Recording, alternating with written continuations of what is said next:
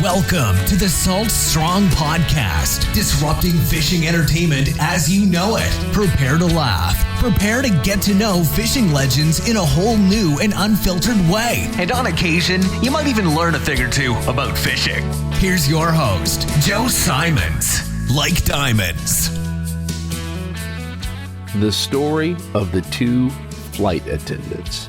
Hey everybody, Joe Simons. Like diamonds, I am back. New year of Unchurched. I took a couple weeks off, if you might have noticed. And that was mostly just because there was a lot going on in the holidays. We ended up traveling quite a bit, went back and forth to Georgia a couple different times and had family in town. There's just a lot. And so I said, you know what, I'm going to take a hiatus, a sabbatical, if you will, for a couple weeks. And it was really, really good. Highly suggest all of you do that, regardless of your occupation, retirement, etc. Sometimes just good. Say no to some things you've done for a long, long time. I've done Unchurched pretty consecutively for 5 years now. Only missed a couple of weeks, and it felt good. Same with the normal Salt Strong podcast. We just took a little pause. So I'm back, energized, pumped, and I want to tell you a true story. So over the past, I want to say 35 days, essentially from Thanksgiving to Christmas, I flew 2 different times and had 2 completely different experiences. And one of them really hit me hard to the point I teared up, which I don't know that I've ever done on a flight with an experience from a flight attendant.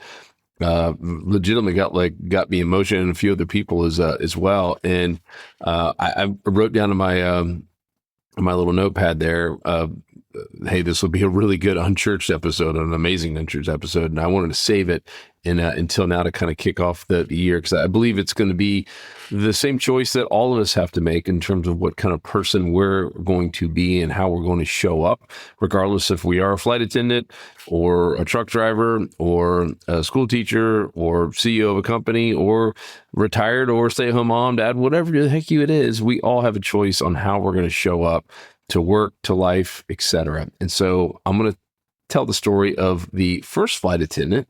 And this was the order that it happened. And both of these happened right around the holidays. So stressful times.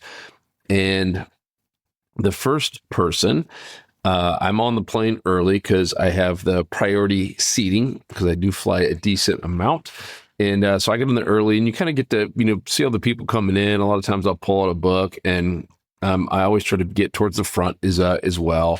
Was not in first class, but I was in the Delta comfort zone, so up in the first 12 rows. And I'm getting to kind of watch the interactions from this flight attendant. And I noticed the flight attendant was not in a great mood, and even kind of rolled eyes, when the whole line gets backed up. And I roll my eyes as well, because it is frustrating that it's like some people have never flown before and they take forever to get their stuff up and checking other areas to see if they can put their bag in there.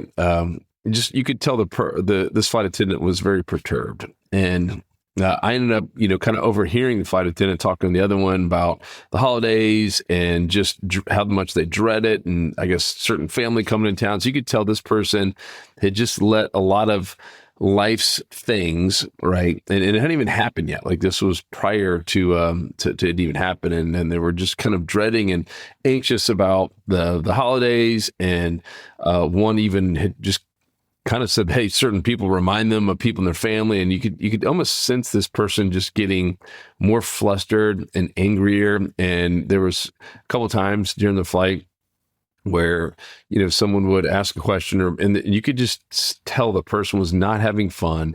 They were not even fun to be around. Like, you could just sense and feel the negativity. And they were just kind of going through the motions in life. And it made me sad just to watch it. And if I'd been the president or the CEO of the company and I watched one of my employees, I would have pulled them aside and not embarrassed them in front of anyone, but I would have pulled them aside like, hey, tell me what's going on. And it looks like you're not having fun at all. And just try to dig out what was going on. And just certainly grumpy, just not having fun, and everyone could kind of sense it. And it was almost like this person was just ready to explode on someone. It was like any second now there's going to be a tipping point. This person's going to just punch someone. Just not a great overall experience. Okay.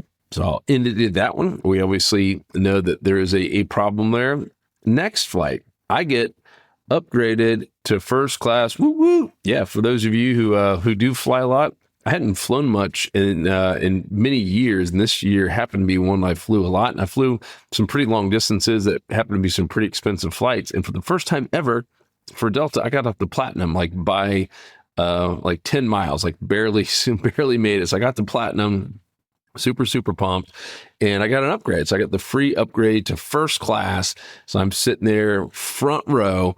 The bad news was it was front row. I normally not have picked it because front row, you can't have anything below you when you take off and land. So you have to put your backpack and stuff up.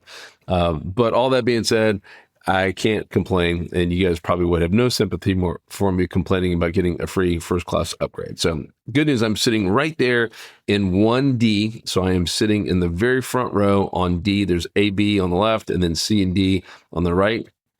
And I, just like before, I'm one of the first people on, and I get to watch everyone come in.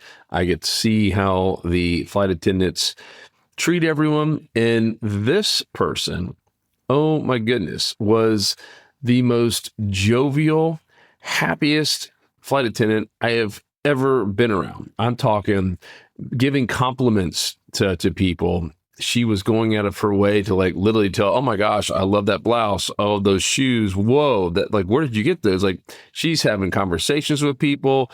There's still a line backing up. All this almost similar things happen anytime that you're boarding a full plane.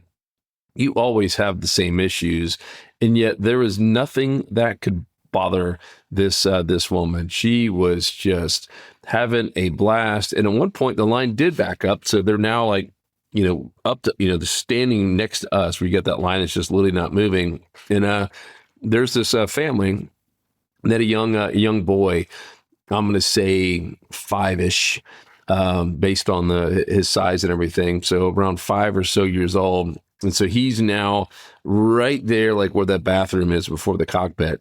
And the flight attendant's like, oh my gosh, it's your first time flying. I love your little backpack. Hey, do you want to come see the flight deck? Literally said it with that much excitement. And I'm the guy next to me, and we both kind of perked up. Man, you don't hear that very often. Back in the old days, was you as a kid, your kids would be able to go there and get your little wings from the captain. I honestly haven't seen that in a long, long time. And this flight attendant was super pumped. Hey, you want to come see the flight deck? And little boy's shaking his head. Yeah, he's a little bit nervous, and he takes him in there. And she's like, all right, Dad, you stay with me. Mom, you can go get your seat as long as this line starts moving. Dad, you come with me. And she was in there for a while, with this, and just, probably changes this little dude's complete day, maybe week, maybe year. I mean, it's really, really cool to be able to do that. Just went way, way, way above and beyond on everything, and just the hospitality, even in first class. Everything was just happy. It was jovial. It was fun. You could tell this person was having a good time at their job. Now, here's where it gets crazy. So because I'm in first class and because I'm in row 1, I'm right there. I'm looking. If I look to my left, I see kind of the bathroom, and I see the what's it called, the chair that the flight attendant sit in. So she's in that chair, and I'm hearing some of the conversations they're having back and forth on this 2-hour flight. And she's got some of the same issues as the person before who was the horrible flight attendant, literally going through some similar family things that I overheard, some things that were not great in her life. And yet it didn't even remotely occur to me that she would have had a single problem in her life, let alone very similar ones to what the other person was talking about. And it hit me, wow, these are two people in the exact same job, with the exact same airline, in the exact same month during the holidays, with very, very similar family problems. And yet one wore it on their chest, on their shoulder, on their eyes, on all their emotions. They let those little problems ruin their day. Someone peed in their cereal, if you will. And the other person, it was like it never happened and barely even was an afterthought to them, and just happened to be sharing some things that were going on with a close friend, and what they thought was private, but I could overhear them.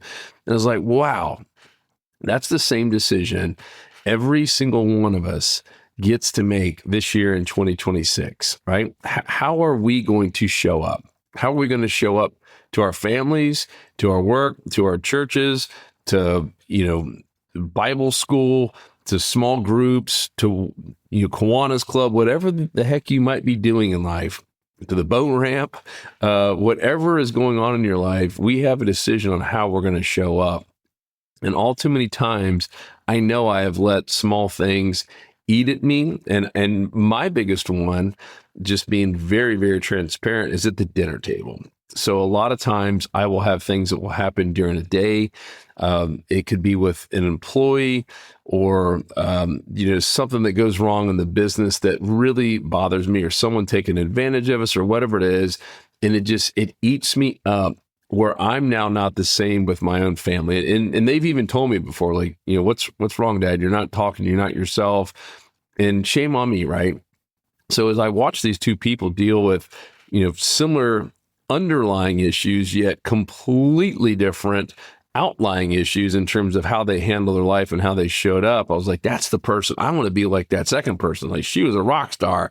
I mean, you just wanted to be around her. She was magnetic, and yet had the same opportunity to be as magnetic as the other flight attendant. Just the other one chose not to, and chose to let all the little small things eat at them, and take it out on everyone around them. And so that's my big kind of New Year's resolution. It's not to lose weight or go to the gym or anything else. My big one is really just going to be on just total attitude, because it's easy to have an attitude when things are going great.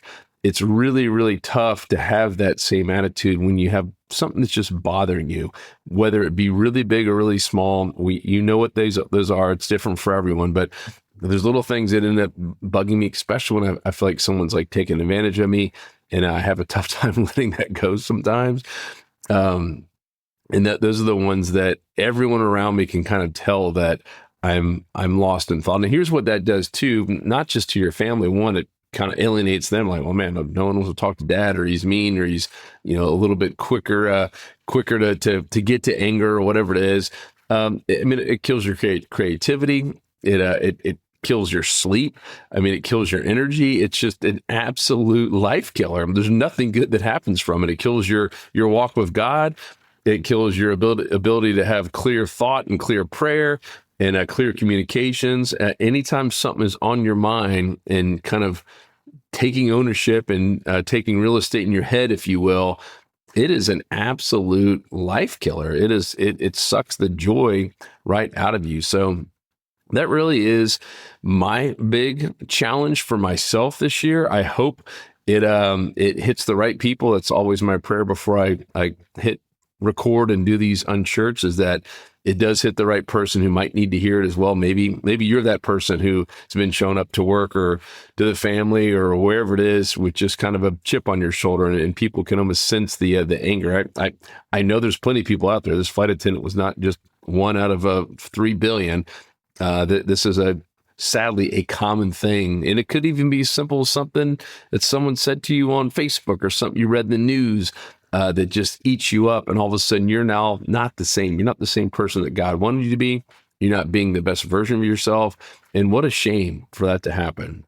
So that is my goal. I know I will not be perfect at it, so I'm already going in with that thought, but I think like anything that we're trying to improve, and anytime we're trying to be the better versions of ourselves and be the best version that God created for each and every one of us, and our unique skills and our unique behaviors and our unique ways to love and communicate and have relationships. If we can't be our best, then shame on us. And especially if we can't be our best because some little thing is bothering us in the back of our head. So be that flight attendant who is saying, come see the flight deck, with more excitement than ever, with more joy and tenacity in everything that you do. Do not be the one who is sitting there moping and going through the motions of life and blaming everyone and everything and rolling your eyes. We just don't need any more of that. And God certainly does not want that for you as his children. He wants you to be blessed, to be alive, to have energy, and to love, and to magnetically attract other people into your life as well with your unique energy. So I hope this was helpful. Like always, if you have any other thoughts, prayer requests, concerns, ideas for future podcast guests, I would love to hear from you. My private email, joe@saltstrong.com. That's joe@saltstrong.com. Otherwise, let's let 2026 be the best year yet. I know that's probably cliche and something that's said too much, but why shouldn't it be? If we're not improving ourselves and our lives and once again, our walk with God and our energy level and the amount that we smile and have fun, then shame on us. Life is too short. Love you guys, and I'll talk to you on the next episode. 'Cause fishing, it's in my soul. It was passed down to me from the days of old. Find us on the water